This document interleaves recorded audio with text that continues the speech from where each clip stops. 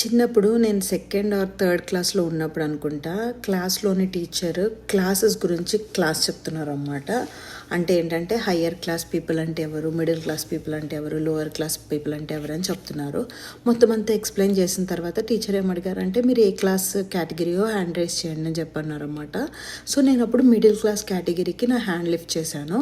ఈ జరిగిన విషయం ఏదైతే ఉండిందో ఇంటికి వెళ్ళి మా అమ్మగారితో చెప్పానమాట. సో మా అమ్మగారు ఏమన్నారంటే, నువ్వు ఎందుకమ్మా మిడిల్ క్లాస్ దాంట్లో హ్యాండ్ లిఫ్ట్ చేసావు, మనం మిడిల్ క్లాస్ కాదమ్మా, మనం లోవర్ మిడిల్ క్లాస్ ఫ్యామిలీ అని చెప్పారు.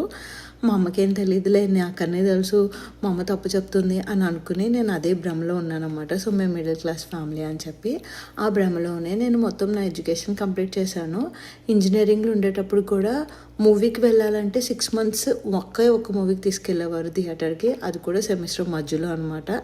ఒక మూవీకి తీసుకెళ్ళేవారు. తర్వాత నేను జాబ్ చేసేటప్పుడు కూడా యూజువల్గా అందరూ థ్రెడ్డింగ్ చేయించుకుంటారు కదా అమ్మాయిలు, నేను చేయించుకుందామంటే 30 రూపీస్ అనమాట థ్రెడ్డింగ్. 30 రూపీస్ ఎవరు పెడతారులే అని చెప్పి అది కూడా ఒక 4-5 monthsకో 6 monthsకో ఒకసారి మాత్రమే చేయించేదాన్ని. స్టిల్ నేను అదే భ్రమలో ఉన్నాను, నేను మిడిల్ క్లాస్ ఫ్యామిలీ అని చెప్పి. ఈరోజు ఈ కమెంట్ చేసేంతవరకు నాకు తెలియలేదు నేను ఇంతకాలం ఒక భ్రమలో బతుకుతున్నానని చెప్పి.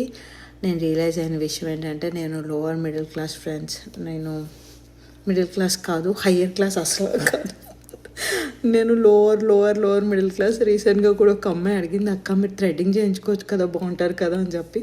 నాకు దగ్గర డబ్బులు లేవు ఫ్రెండ్స్, థ్రెడ్డింగ్కి నేను డబ్బులు పెట్టలేను ఫ్రెండ్స్. ఈ విషయం మీతో చెప్పుకోవాలనిపించింది, అందుకనే చెప్పుకుంటున్నాను. సో మీరు మిడిల్ క్లాసా, లోవర్ క్లాసా లేదా హై క్లాసా అన్నది కింద కామెంట్ సెక్షన్లో చెప్పండి నాకు.